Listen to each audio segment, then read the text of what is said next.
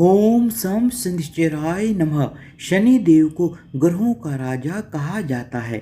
भगवान भोलेनाथ ने इन्हें न्याय के देवता की उपाधि दी है। शनि देव को बहुत ही जल्दी क्रोध आ जाता है। इसी क्रोध की वजह से पिता सूर्य से इनकी नाराजगी हमेशा बनी रहती है। इनके क्रोध से सभी बचने की कोशिश करते हैं, वरना व्यक्ति पर मुसीबतों का पहाड़ टूट पड़ता है। इसलिए शनिदेव को प्रसन्न करने के लिए शनिवार का व्रत रखा जाता है। व्यक्ति शनि दोष से बचने और उन्हें शांत रखने के लिए अनेक उपाय करता है। शनि कृपा से व्यक्ति को सुख और वैभव की प्राप्ति होती है। जो लोग शनिवार का व्रत करते हैं उनको पूजा के समय शनिवार व्रत कथा को अवश्य सुनना या पढ़ना चाहिए। शनिवार की व्रत कथा एक बार सभी 9 ग्रहों सूर्य, चंद्र, मंगल, बुध, बृहस्पति, शुक्र, शनि, राहु और केतु में बहस हो गई। कौन सबसे बड़ा है? आपस में लड़ने के बाद सभी देवराज इंद्र के पास पहुंच गए। इंद्र असमंजस की स्थिति में कोई भी निर्णय नहीं दे पाए, परंतु उन्होंने सभी ग्रहों को सुझाव दिया कि पृथ्वी पर राजा विक्रमादित्य ही इसका फैसला कर सकते हैं, क्योंकि राजा विक्रमादित्य बहुत ही ज़्यादा न्यायप्रिय राजा हैं। सभी ग्रह पृथ्वी पर राजा विक्रमादित्य के पास गए और अपने आने का कारण बताया।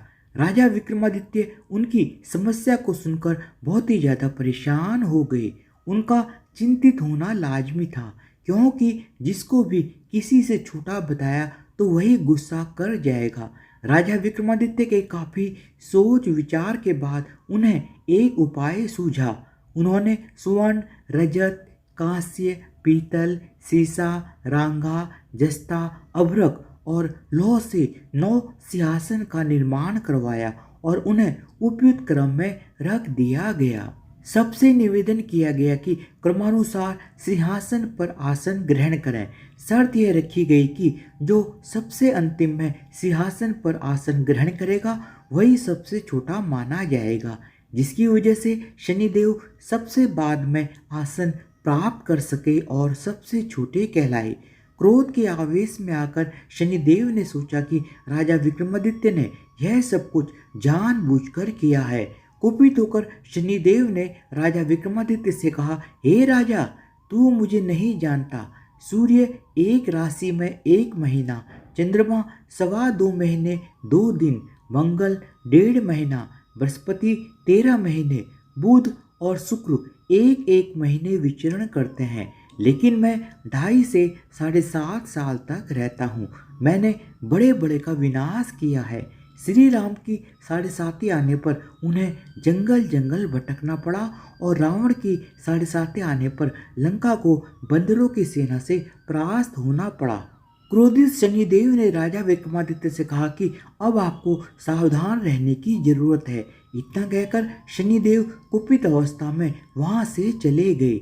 समय गुजरता गया और कालचक्र का पहिया घूमते हुए राजा विक्रमादित्य की 7.5 आ ही गई। तब शनिदेव घोड़ों का सौदागर बनकर राजा विक्रमादित्य के राज्य में आए। उनके साथ अच्छे नस्ल के बहुत सारे घोड़े थे। जब राजा विक्रमादित्य को सौदागर के घोड़ों का पता चला तो उन्होंने अश्वपाल को अच्छे घोड़े खरीदने के लिए भेजा। अश्वपाल ने कई अच्छे घोड़े खरीदे। इसके अलावा सौदागर ने उपहार स्वरूप एक सर्वोत्तम नस्ल के घोड़े को राजा विक्रमादित्य की सवारी हेतु दिया। राजा विक्रमादित्य जैसे ही उस घोड़े पर बैठे वह सरपट वन की ओर भागने लगा। जंगल के अंदर पहुंचकर वह घोड़ा गायब हो गया। भूख प्यास की स्थिति में राजा विक्रमादित्य जंगल में भटकते रहे। अचानक उन्हें एक ग्वाला दिखाई दिया, जिसने राजा विक्रमादित्य की प्यास बुझाई। राजा ने प्रसन्न होकर उसे अपनी अंगूठी दी और राजा नगर की तरफ चल दिए। वहां एक सेठ की दुकान पर पहुंचकर राजा विक्रमादित्य ने जल पिया और अपना नाम वीका बताया। भाग्यवश उस दिन सेठ की बहुत ही ज्यादा आमदनी हुई थी। सेठ खुश होकर वीका को अपने साथ अपने घर ले गया। सेठ के घर में खूंटी पर एक हार टंगा हुआ था, जिसको खूंटी निगल रही थी। कुछ ही देर में हार पूरी तरह से गायब हो गया। सेठ किसी काम से घर से बाहर चला गया था। जब सेठ वापस आया तो हार गायब था। सेठ को लगा कि विका ने उसे चुराया है। सेठ ने विका को कोतवाल से पकड़वा दिया और दंड स्वरूप राजा ने विका को चोर समझकर उसके हाथ पैर कटवा दिए। अपंग अवस्था में उसे नगर के बाहर फेंक दिया गया। तभी वहां से एक तेली निकल रहा था जिसको विका पर दया आ गई। उसने विका को अपनी गाड़ी में बैठा लिया। विका अपनी जीप से बैलों को हाँकने लगा। कुछ समय के पश्चात राजा विक्रमादित्य की शनि दशा समाप्त हो गई। वर्षा काल आने पर विका मल्हार गाने लगा। एक नगर की राजकुमारी मनभावनी ने मल्हार सुनकर मन ही मन प्रण कर लिया कि जो भी इस राग को गा रहा है वो उसी के साथ विवाह करेगी। उन्होंने दासियों को खोजने के लिए भेजा, परंतु वापस आकर उन सभी ने बताया कि वह एक अपंग आदमी है। राजकुमारी मनभावनी यह जानकर भी नहीं मानी और अगले दिन ही वह अनशन पर बैठ गई। जब लाख समझाने पर भी राजकुमारी मनभावनी नहीं मानी, तब राजा ने उस तेली को बुलावा भेजा और विका से विवाह की तैयारी करने के लिए कहा गया। विका से राजकुमारी मनभावनी का विवाह हो गया। एक दिन विका के सपने में शनिदेव ने आकर कहा कि देखा राजन, तुमने मुझे छोटा बताकर कितना दुख झेला है। राजा ने क्षमा मांगते हुए हाथ जोड़कर कहा कि हे शनिदेव, जैसा दुख मुझे दिया है किसी और को ऐसा दुख कभी मत देना। शनिदेव इस विनती को मान गए और कहा कि मेरे व्रत और कथा से तुम्हारे सारे कष्ट दूर हो जाएंगे। जो भी नित्य मेरा ध्यान करेगा और चींटियों को आटा डालेगा उसकी सारी मनोकामना पूर्ण हो जाएगी। शनिदेव की कृपा से राजा विक्रमादित्य के हाथ पैर भी वापस आ गए। दूसरे दिन जब सुबह राजकुमारी मनभावनी की आंख खुली तो वह आश्चर्यचकित रह गई। विका ने मनभावनी को बताया कि वह उज्जैन का राजा विक्रमादित्य है। मनभावनी खुशी से फूले नहीं समा रही थी। राजा और नगरवासी सभी अत्यंत प्रसन्न हुए। सेठ ने जब यह समाचार सुना तो वह पैरों पर गिरकर क्षमा मांगने लगा। राजा विक्रमादित्य ने कहा कि यह सब शनिदेव के कोप का प्रभाव था और इसमें किसी का भी कोई दोष नहीं है। सेठ ने निवेदन करते हुए कहा कि मुझे शांति तभी मिलेगी जब आप मेरे घर चलकर भोजन ग्रहण करेंगे। सेठ ने कई प्रकार के व्यंजनों से राजा विक्रमादित्य का सत्कार किया। जब राजा भोजन कर रहे थे तभी जो खूंटी हार निगल गई थी वही अब उसे उगल रही थी।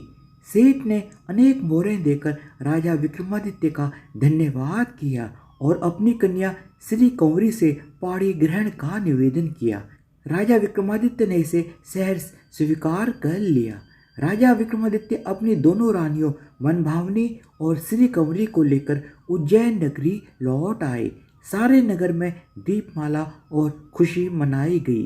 राजा विक्रमादित्य ने घोषणा करते हुए कहा कि मैंने शनिदेव को सबसे छोटा बताया था, लेकिन असल में शनिदेव ही सर्वोपरि हैं। तब से सारे राज्य में शनिदेव की पूजा और कथा नियमित होने लगी। सारी प्रजा के बीच खुशी और आनंद का वातावरण बन गया। शनिदेव के व्रत की कथा को जो भी सुनता या पढ़ता है उसके सारे दुख दूर हो जाते हैं और उसकी सारी मनोकामनाएं पूर्ण होती हैं। धन्यवाद। बोलो शनिदेव महाराज की जय हो।